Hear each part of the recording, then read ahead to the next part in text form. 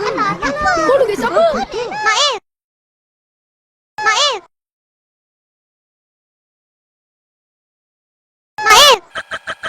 Tengok saya punya lukisan. Tak boleh. Upin. Ipin, tengok saya punya. Wah. Mimi. Tak pandai lukis.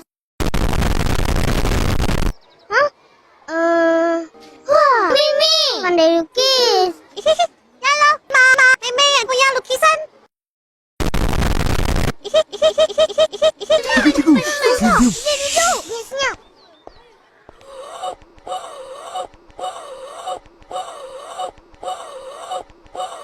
Selamat pagi murid-murid. Hai San, keluar. Sekarang, cikgu mahu kamu semua datang ke rumah masing-masing dan ceritakan cita-cita cikgu.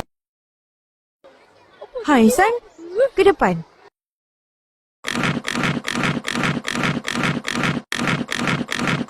Izzy, kamu pula.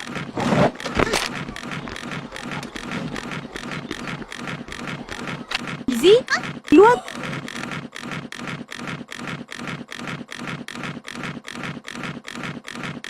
Hai San, ke depan.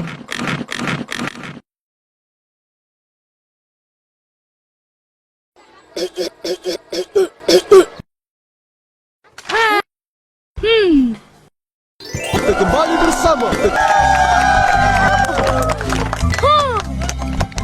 Mula-mula, kita kacaukan bulan.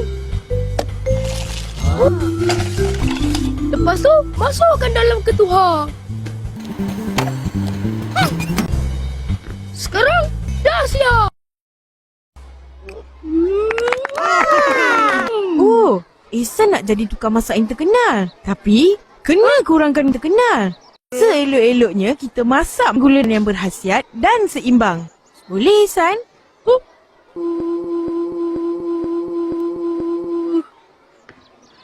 Izzy, kamu pula.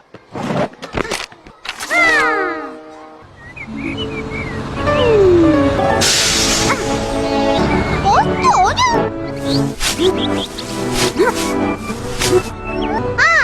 Dah bersih pun.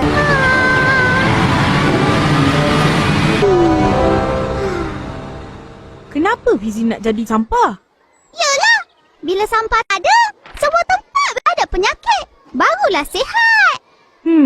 Murid-murid, tak kisahlah kita makan sampah. Asalkan ia sampah yang baik. Cuba kamu fikir.